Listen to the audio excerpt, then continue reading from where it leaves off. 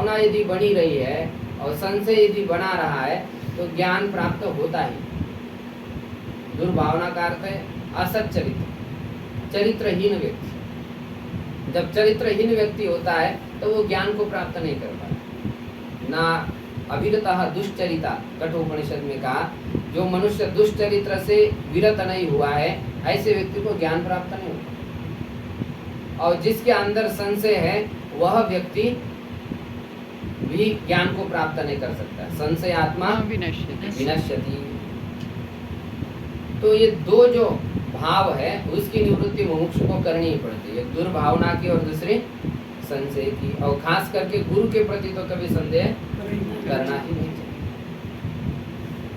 इसमें द्रोणाचार्य ने भी जो गुरु के लक्षण होते हैं वे लक्षण पूर्ण रूप से प्रकट करके दिखाए।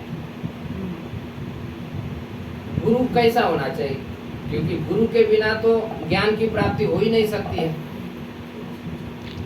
अब जो दुर्योधन है वह गुरु के प्रति संदेह कर रहा है, उनके प्रति दुर्भावना रख रहा है, लेकिन फिर भी पांडवों की चुगलखोरी कर रहा है।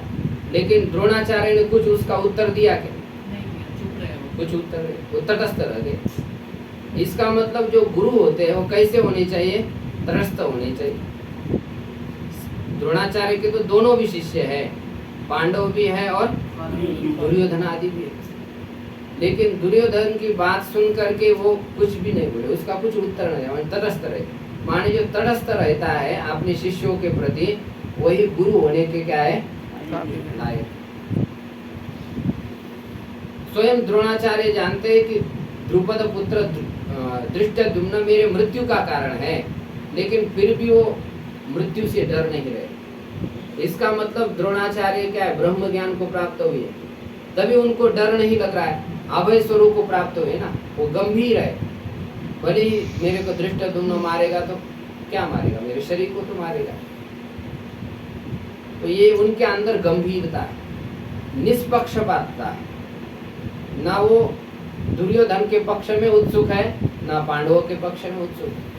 बस अब इसका नमक खाया है इसलिए इस पक्ष में वो खड़े है, बस नाम मात्र के खड़े। उनको कोई ना विजय में रस है ना पराजय में कोई दुख है। तो ऐसे निष्पक्ष द्रोणाचार्य, और जो निष्पक्ष है वही गुरु होने के क्या है योग्य।